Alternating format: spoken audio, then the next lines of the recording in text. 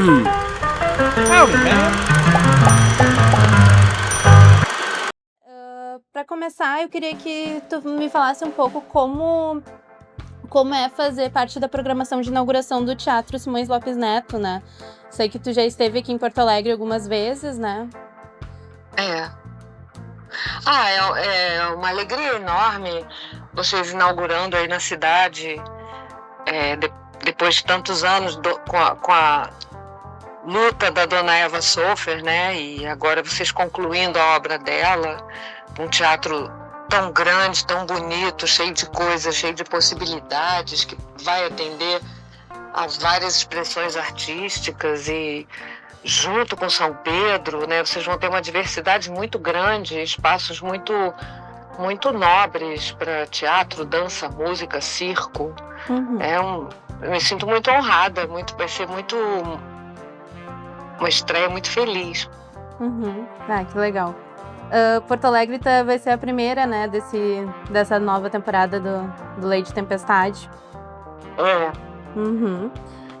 E como é que surgiu essa ideia de fazer a peça, né? Eu sei que tu teve, né, conhecimento do conteúdo dos diários da Mércia com a diretora, né, a Yara. Como é que foi esse processo, né, de produção da peça, de concepção das ideias? O processo foi como sempre né? Então, é sempre igual. Você tem um desejo de trabalhar com determinadas pessoas, através das suas afinidades, admirações e tudo mais. E aí você chega a um tema ou uma história, e aí você entra numa sala de ensaio, começa a trabalhar muito, muito, muito e não sabe o que vai acontecer, não sabe no que vai dar aquilo, se esse assunto vai interessar alguém, se aquilo vai virar teatro ou se vai ser só uma peça testemunhal, que também em se tratando de uma peça não fica assim tão interessante. Então é sempre um período muito interessante, muito profícuo, muito cheio de contradições e de questões e de inseguranças, de dúvidas. É muito importante viver isso, é muito interessante. É desafiador, né, no sentido do ofício em si, não porque seja mais desafiador do que qualquer outra profissão, mas fazer com que aquilo vire um assunto que tenha interesse, que desperte algum tipo de reflexão, provocação e conhecimento que a plateia e a gente que conta a peça, a gente possa ir descobrindo coisas novas durante as sessões ou mesmo a temporada. É um processo muito legal. E como é que é retratar esse tema que é muito pesado, sórdido, né? Assim, a ditadura militar aqui no Brasil, a gente sabe que ela é muitas vezes relativizada, né? E justamente com o que a Mércia trabalhava, né? Que é essa coisa dos presos políticos e tal. Como é que foi trazer esse retrato, né? Desse Brasil, assim, na ditadura militar? Eu não consigo entender muito quando se fala que a ditadura militar foi relativizada, né? Porque um regime de exceção, um regime de repressão violenta, inconstitucional, que perseguiu milhares e milhares de pessoas, acabou com a vida de milhares, centenas de famílias, de jovens, muito jovens, né, de 20 anos, 21, 23, pessoas mais velhas também.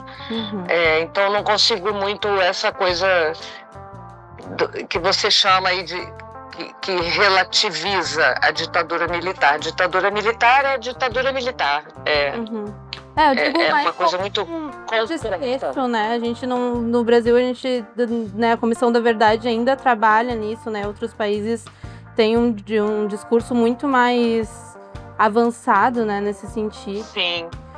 Sim, concordo com você. Eu acho que a gente está atrasado, né? A gente está se devendo uma reparação, um acerto, né? Porque agora também a anistia foi feita do jeito que foi possível fazer, né? Para que as pessoas naquela época, para que cessasse, para que as pessoas pudessem voltar, parassem de ser assassinadas e torturadas e tudo. Então, tudo bem. Só que agora a gente se depara novamente com um movimento da mesma péssima categoria, né, no mesmo perigo assombroso, e talvez, né, o que a gente lê por aí, o que eu leio por aí, das pessoas que eu admiro, que fazem a minha cabeça, é que isso tem muito a ver com o fato da gente não ter realmente feito os julgamentos necessários, né? Os torturadores, os mandantes e tal. Então a gente se depara de novo com isso, mas acho que a gente acaba aprendendo, eu acho que sim. Eu acho que é importante também o papel da arte nesse sentido de educar, né? Eu não concordo muito com o papel da arte de educar, não, Carolina. Tá. Eu acho que a arte, ela não é uma educadora. Eu acho que uma expressão artística, ela é uma provocação. Sim. Mas ela não para mim, né, isso é muito pessoal. Eu não vejo assim, eu vou ao teatro porque o teatro é educativo. Eu já teria uma certa... Eu não sei, eu vou ao teatro porque o teatro me tira do meu lugar. Ele me mostra outras coisas, ele me abre outras paisagens, outras possibilidades, até quando me irrita. Até quando a história não cai bem para mim, não sei. Mas, assim, ele mexe com as minhas placas, sabe? Tem lugar assim. Então, eu não sei se eu diria que o teatro tem essa missão educadora. Eu acho que o teatro tem uma missão reveladora, assim, de realmente jogar luz nos assuntos meio que a gente costuma ouvir no canto da sala. Não, o teatro abre e diz assim, eu sou o teatro, vamos falar um texto aqui, temos uma peça, uma história, e aí a gente entra ou não nela, né? Então eu acho isso, eu acho que o cinema, o teatro, a literatura, artes plásticas, música, dança, circo, tudo isso tem esse aspecto de revelação, grandes revelações, mistérios são colocados, são discutidos, né? Pessoas vêm à luz, você conhece pessoas novas, pessoas interessantes, sendo personagens da história ou não, ou sendo pessoas da equipe do trabalho. Eu acho que tem esse lugar de trazer luz, de trazer novidade, trazer frescor, de uma maneira horizontal. Sem nenhuma imposição, sem dizer assim, olha, eu vou contar uma coisa para vocês que eu sei muito, que eu estudei muito e que vocês precisam saber. Aí eu acho que já começa a não funcionar. Entendo. Porque eu acho que mesmo quando a gente não sabe de um assunto, você pode ter uma sensibilidade para aquilo mesmo sem conhecer a matéria em si. Não sei. Sim, claro. E como tu falou, né, dar a luz, né, colocar luz sobre esses assuntos, né, como também a história da Mércia, né, porque eu, por exemplo, não tinha visto, né, nada sobre ela, assim. Eu também nunca tinha ouvido falar numa advogada, nunca, jamais. Eu soube pela Yara, realmente. Assim, nunca. Eu tenho 61 anos, já podia ter ouvido falar isso. Vivi a ditadura como criança, mas vivi. Acompanhei, sei bem, tive episódios familiares, dramáticos, mas nunca tinha ouvido falar. Realmente. E é incrível, né, a história dela, assim, não, mas é que é incrível mesmo a história dela, assim, eu li bastante sobre ela, né, e assim, devia ser muito difícil para ela numa época, né, viver como advogada, né, na ditadura, ainda mais disposta a defender, né, presos políticos, assim, ela, né, presa 12 vezes, né, então é uma história muito de uma força que ela tem, né, assim, eu imagino que tu deve trazer isso, vocês devem trazer essa história dela também na peça, né. E... Fala, Carolina. Não, só pra... E daí com esse link, assim, eu queria saber se tem alguma relação com essa força da natureza, assim, do título da peça, né? Lei de Tempestade, assim. Fiquei muito pensando... tem completamente. Porque tem uma hora que ela descreve a mãe dela, ela tá doente, e ela fala sobre a mãe dela, ela diz assim... a minha mãe me ligou, tá muito preocupada com a minha saúde, a minha velha é uma joia, tal. Ela tá sempre preocupada comigo, mas ela conseguiu superar todas as feiuras da vida. A minha mãe é uma mulher terna, acomodada, é totalmente diferente de mim. A minha mãe é bonança. Eu não, eu sou outro negócio. E aí ela fala, eu sou Lei de Tempestade.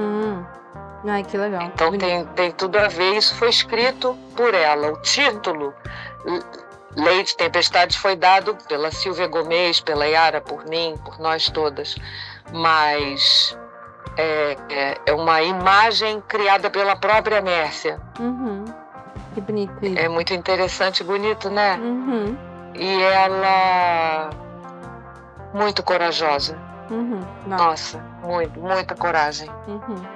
E, assim, eu vi algumas notícias sobre como foi a recepção do público no Rio, né, na temporada que você de estreia da peça, né, que levaram cartazes e tal. Como é que vocês esperavam isso? Como é que foi essa recepção, assim, do público na estreia, assim? Não, nem foi na estreia, foi na primeira temporada, né, em janeiro de 2024. A gente não esperava nada. Eu acho, aliás... Quando a gente, sei lá, vai fazer um trabalho, seja ele qual for, cuidar de um doente, dar uma aula, sei lá, você espera fazer aquilo bem feito, né? Fazer o melhor que você possa alcançar. Então, na verdade, com o teatro é a mesma coisa, a gente espera fazer bem feito, bonito, com conteúdo, com alguma coisa ali dentro que a gente também não sabe o que é, porque se existisse uma fórmula de como é fazer teatro bem e fazer sucesso, seria bem mais fácil, né? Mas não há. Então é sempre essa coisa, o que vai acontecer, que mistério é esse, como é que vai ser. A gente estreou com muita delicadeza, com muito respeito, porque era um assunto muito duro, muito delicado. A gente não está fazendo uma peça de ficção. O espetáculo Lei de Tempestade parte de um diário real, concreto, escrito por uma mulher que viveu tudo aquilo. E que a gente sabe que é verdade. Porque os nomes estão lá, os endereços, o horário, a hora que torturou, a hora que levantou, a hora que salvou, a hora que fugiu. Tá tudo dito. Então, você não tem um véu de proteção e de amparo, tipo, essa é uma história inventada. Então, isso também fazia com que o trabalho tivesse uma densidade pra gente, para nós que realizamos a peça, para além do que a gente está acostumado a lidar, né? Quando você pega uma Antígona ou Nelson Rodrigues e tal, você está contando uma história, ela pode ter tudo a ver com a realidade, assim como Antígona do Sófocles, você lê e parece que você está lendo alguma coisa que foi escrita no passado. Não tem 2.500 anos, não é possível que há 2.500 anos alguém tenha tido aquela lucidez impressionante, absurda, e que até hoje cada palavra vale para o que a gente vive hoje. Então é bem impressionante, a força da poesia, assim, do trágico, é uma coisa atravessando séculos, né? Agora, uma peça como Lei de Tempestade, que lida do real, o real que aconteceu, nome, fulano levou um tiro, tal, não sei o que, ciclano, e além disso tudo, para fazer justiça à Mércia, passagens muito divertidas, passagens onde ela demonstra todo o grandíssimo bom humor que ela tinha o tempo todo.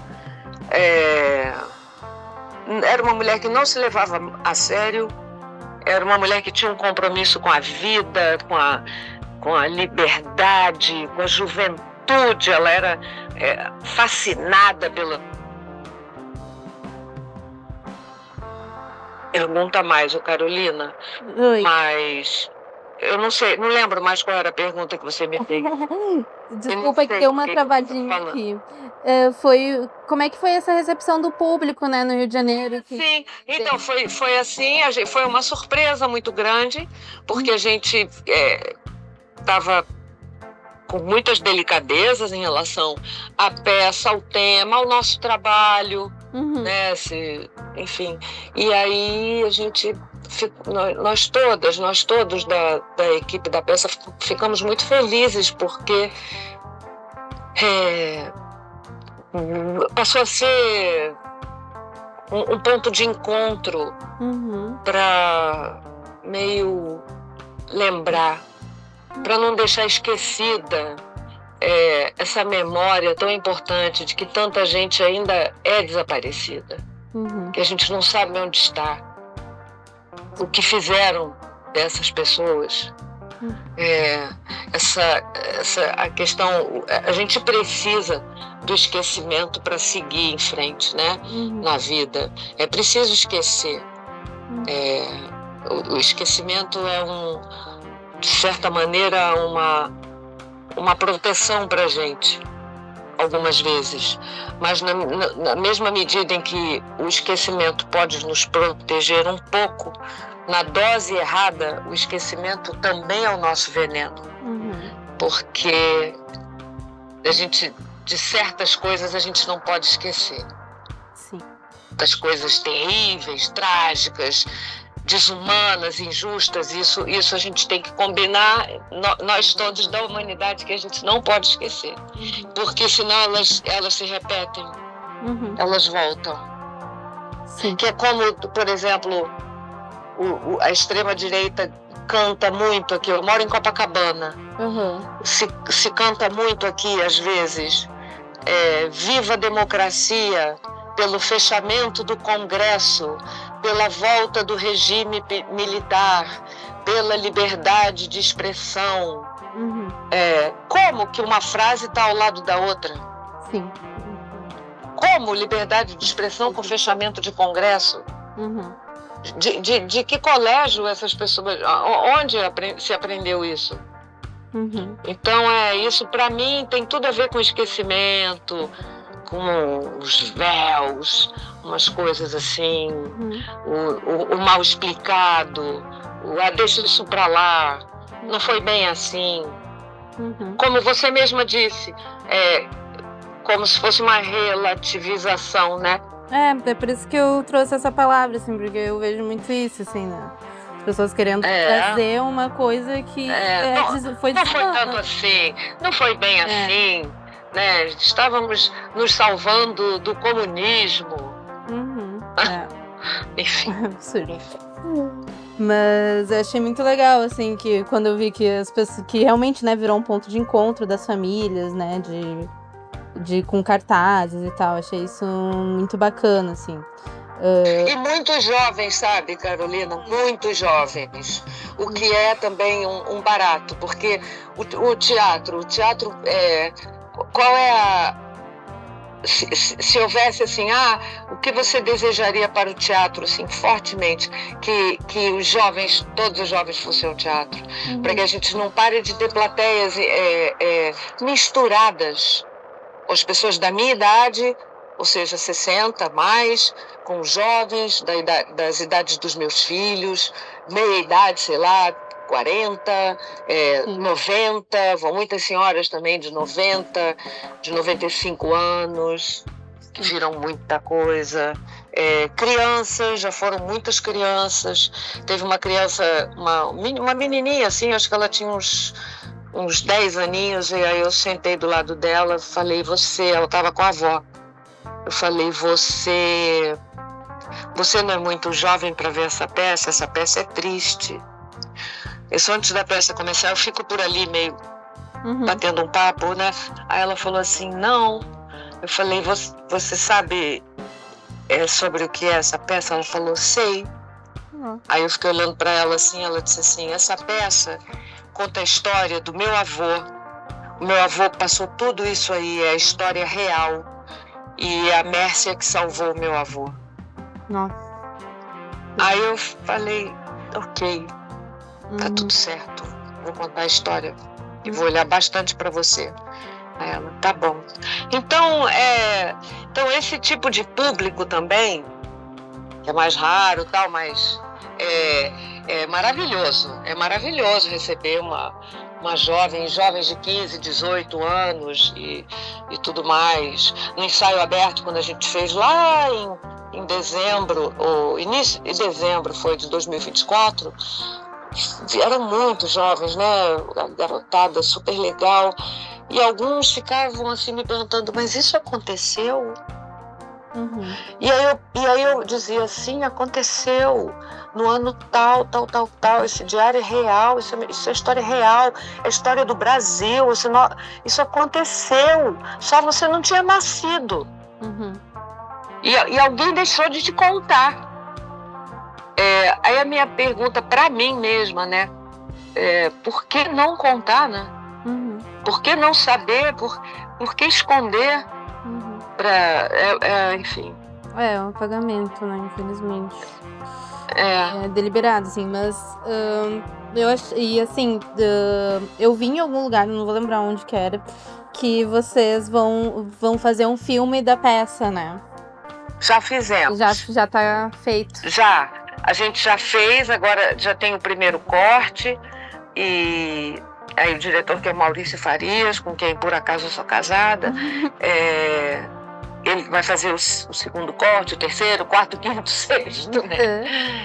Mas já tá feito. A gente fez lá no teatro, a gente filmou no com Teatro iPhone. Poeira? No Teatro Poeira. E vamos ver como é que ficou. Que legal. Curiosa. Não, vai ser bom pra também mais gente poder, né, ver e prestigiar também. Porque o teatro tem essa coisa muito definitiva, né? Quando a peça acaba, ela acabou mesmo. Pelo menos aquela montagem, você pode pegar um texto e remontar 1000 vezes, mas aquela montagem que acabou, ela termina ali, né? O fim. E o cinema tem essa coisa maravilhosa que ele fica meio eternizado, né? Então tem esse lado que é bacana, fazer uma peça e filmar essa peça. E também é lógico que a gente não filmou de uma maneira assim convencional, porque tem muito teatro filmado de maneiras muito interessantes, né? Bodas de Sangue, do Alain Resnais, acho que vocês não viram nada, que é maravilhoso, sensacional. Tem o Tio Vânia, tem muita coisa incrível, Peter Brook, Mahabharata, nossa, é muita coisa legal. Então a gente se animou e fez. A gente tinha feito já o Antígona, e aí agora a gente fez o Leite Tempestade. Que legal. E acho que é isso, não quero tomar muito teu tempo também. Sério. Nossa, vontade. Eu tinha aqui uma pergunta que é se tem algum momento da montagem, né, da peça que tu acha mais marcante, que tu quer dar uma palhinha aqui pra instigar os ouvintes, né? Mais marcante? Ou sei lá, alguma coisa assim, alguma frase que te pega muito, assim. Olha, as frases são muitas. Mas o momento que eu adoro é quando a Mércia vai na casa da A. Ponto. A Mércia toca a campainha e diz, posso entrar? Só que ela já está morta. Há muito tempo. Sim. É bem interessante essa cena, é bem legal. Eu tô curiosa agora. É teatro, assim, teatro de verdade. É bem legal, é muito, muito bonitinho. É simples, é singelo, não tem nenhum truque, enfim, mas é singelo, como a Mércia também soube ser muitas vezes, e por isso conquistou tantos corações ao longo da vida dela, como as pessoas amavam a Mércia. É impressionante. Eu recebo no teatro aqui no Rio muita gente que viaja para ver a peça da Mércia, do Brasil inteiro. É espantoso, é espantoso. Eu vim aqui porque eu conheço a Mércia, porque eu conheci a Mércia. Eu vim aqui porque a Mércia cuidou do meu tio. Eu vim porque a Mércia era amiga da minha mãe. Eu vim porque a Mércia cuidou do meu sobrinho. Olha, Nossa. Muito bonito, muito legal. Muito legal contar a história dessa mulher que para mim era uma absoluta desconhecida pela minha ignorância, pela nossa ignorância, né? Talvez, mas e agora ela vive no fim da peça. Tem uma frase bonita que fala, que a Silvia Gomes escreveu, que é: e agora o sol alto vai brilhar bem forte nos olhos dela e ela vai se sentir viva, muito viva. E as pessoas morrem mesmo de verdade quando a gente esquece delas, né? Quando a gente se lembra sempre delas, elas estão sempre, de alguma maneira, os nossos mortos estão com a gente não se livra deles. Não deve, a gente tem que conviver com os nossos mortos. Que bonito isso, profundo. Mas é porque eu já enterrei muitas pessoas muito amadas. Então aí você aprende que a morte é também uma presença. Sim. Até fiquei emocionada, assim, eu vou levar um lencinho. Quantos anos você tem, Carolina? 27. Hã? 27. A idade da minha filha, que graça. Então, deixa eu pensar aqui. Eu tinha separado algumas perguntas, se tu não te importa, sobre a atuação hoje em dia, assim, para além do teatro, né? Porque, assim, por exemplo, a gente teve agora a Eunice Paiva, né? Que também é uma advogada, né? Então, virou um fenômeno, né? Maravilhosa. Brasileiros ficaram a loucura com a Fernanda Torres, né? Tua colega também no Tapas e Beijos, então, assim... Minha parceira, minha amiga, sim. E daí eu queria saber, assim, como é que se tu tem alguma opinião, né, sobre essa expansão, assim, das artistas brasileiras agora, né? Porque a gente já tinha o Santoro, né? O Wagner Moura, né, expandindo internacionalmente, né? E agora a gente tá vendo mais atrizes mesmas, né? Mulheres fazendo essa expansão, assim, se tem alguma visão sobre esse movimento, né, assim. Tipo, por exemplo, sim, a Fernanda Torres, né, tendo vários boatos que ela vai estar em filmes de Hollywood, né, a própria Bruna Marquezine. Mas é lógico que ela vai estar. Sim. Mas certeza. É lógico que ela vai estar. Eu não espero menos do que isso. Com certeza. É lógico, ela foi muito maravilhosa, fez um sucesso estrondoso, maravilhoso. Ela pode escolher o que ela vai fazer.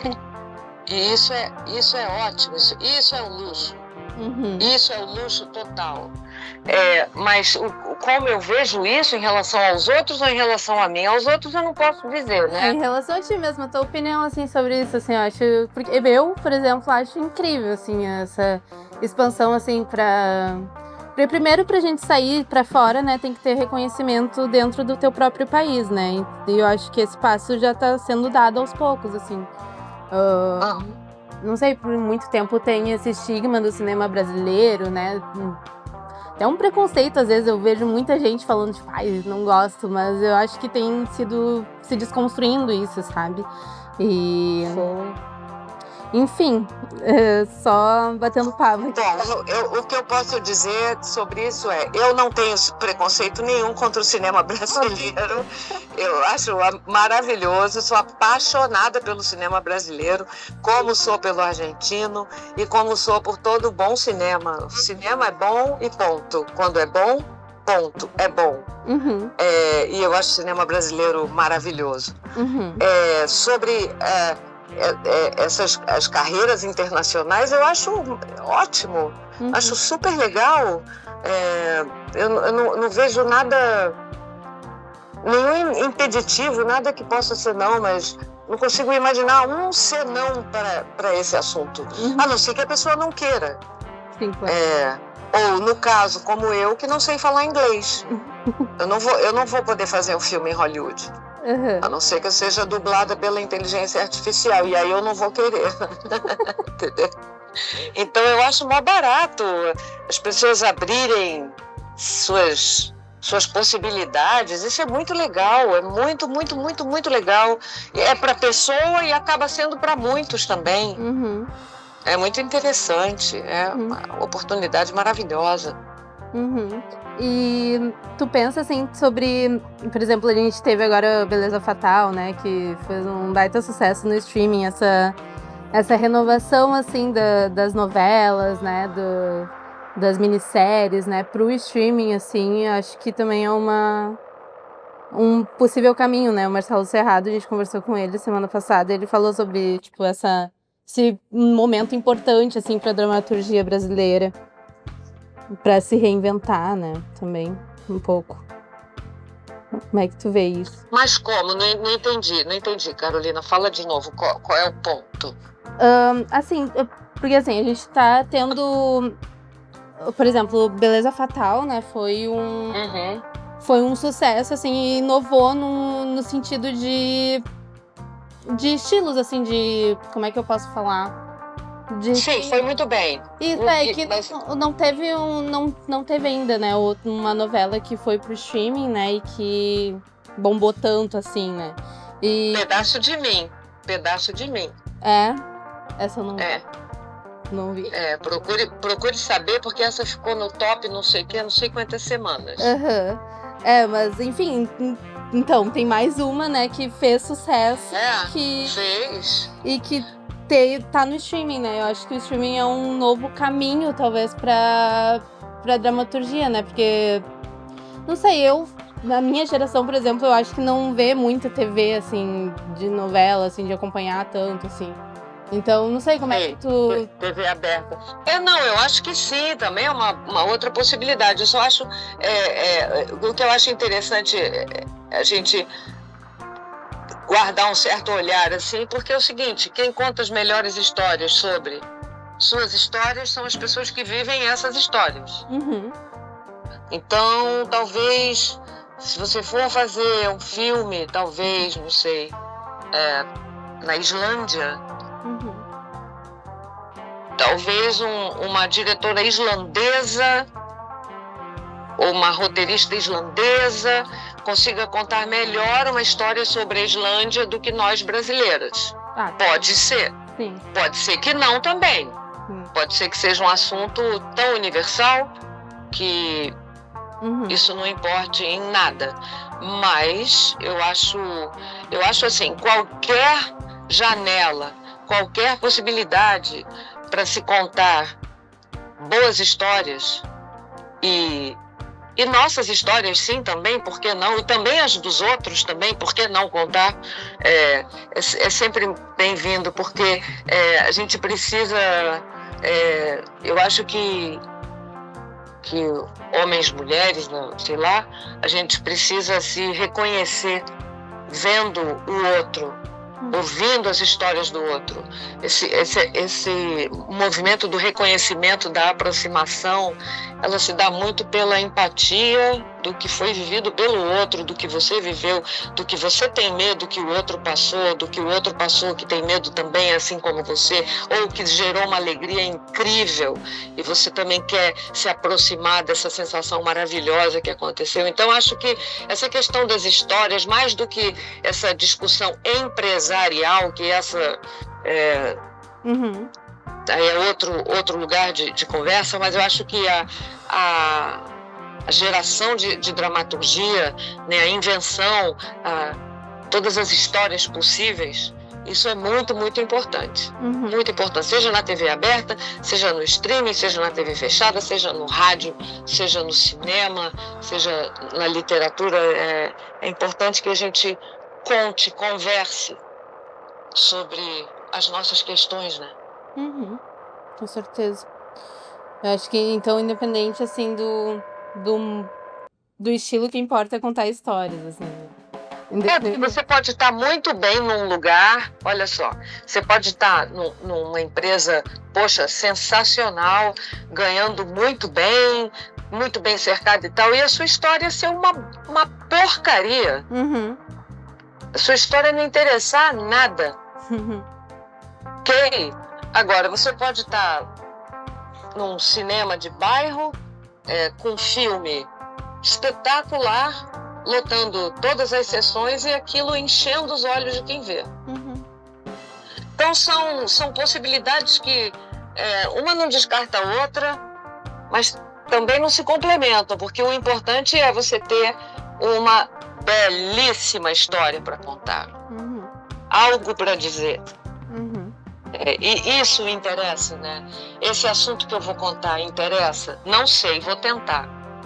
Vamos ver como é que eu consigo contar isso. Eu acho que esse é o lugar bacana desse ofício aí de atores e atrizes e diretores e tal. É achar uma história que consiga unir, juntar, reunir a palavra, reunir várias pessoas que não se conhecem, não sabem. Numa plateia de teatro, ninguém se conhece. A pessoa que está sentada na fila B12 não sabe o nome da pessoa da fila B13.